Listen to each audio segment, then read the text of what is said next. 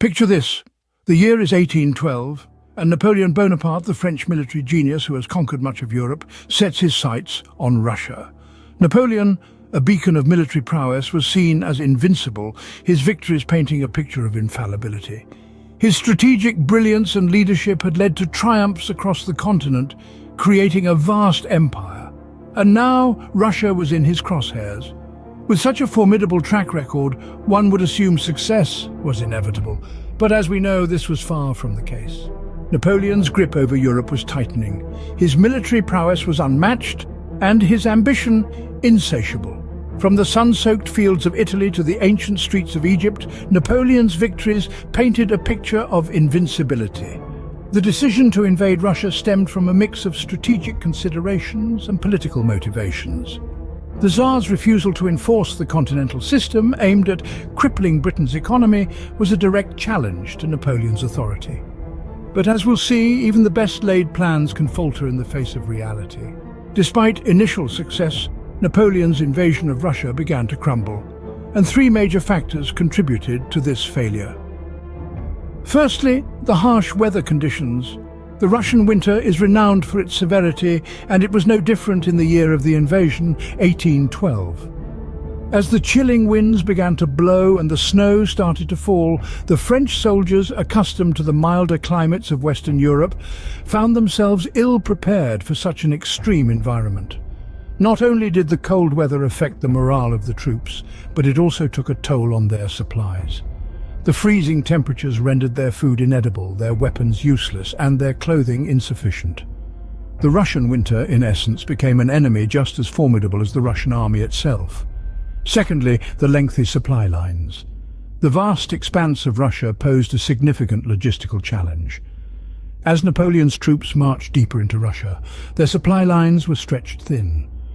The distance made it increasingly difficult to transport essential resources, from food to ammunition, from France to the front lines. Moreover, maintaining effective communication over such long distances proved to be a daunting task, further complicating the operations. Lastly, the scorched earth policy employed by the Russians.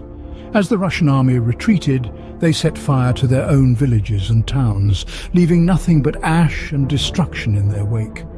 This strategy was designed to deprive Napoleon's army of essential resources and shelter, and it worked. The French soldiers, already struggling with the harsh weather and the logistical nightmare, now found themselves in a barren land devoid of the supplies they desperately needed for survival. These factors, combined with Napoleon's underestimation of their impact, led to a catastrophic failure. The Russian winter, the logistical challenges, and the scorched earth policy were like three relentless waves, each one stronger than the last, crashing down on Napoleon's ill-prepared forces. It was a confluence of adverse circumstances that spelled the demise of what was once considered an unbeatable army. Hindsight is always 20/20ths. And looking back, there are a few strategies Napoleon could have employed to potentially change the outcome. Let's delve into these possibilities. Firstly, diplomacy and alliances. Rather than resorting immediately to military action, Napoleon could have explored diplomatic solutions or even considered forming alliances with Russia.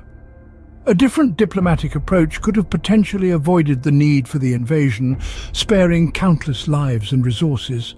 Secondly, improved logistics and planning. Napoleon's Grand Army was not adequately prepared for the harsh Russian winter nor the vastness of the country. Meticulous planning and improved logistics for such a massive campaign could have mitigated these challenges. Strategies for managing supply lines efficiently, preparing for severe weather conditions, and ensuring communication over long distances could have been put into place. Lastly, a deeper understanding of the Russian terrain and culture. Russia's geography, climate, and the resilience of its people posed unique challenges that Napoleon underestimated. A better understanding of these factors could have influenced his decisions, from troop deployment to supply management. Also, comprehending Russia's scorched earth policy would have allowed Napoleon to anticipate the deprivation of supplies and adjust his strategies accordingly. While we can't change the past, we can certainly learn from it.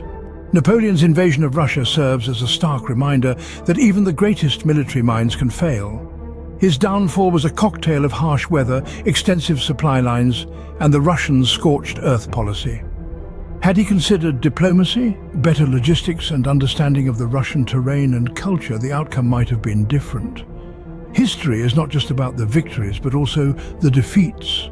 And in each defeat, there's a lesson to be learned. What do you think? Share your thoughts in the comments below.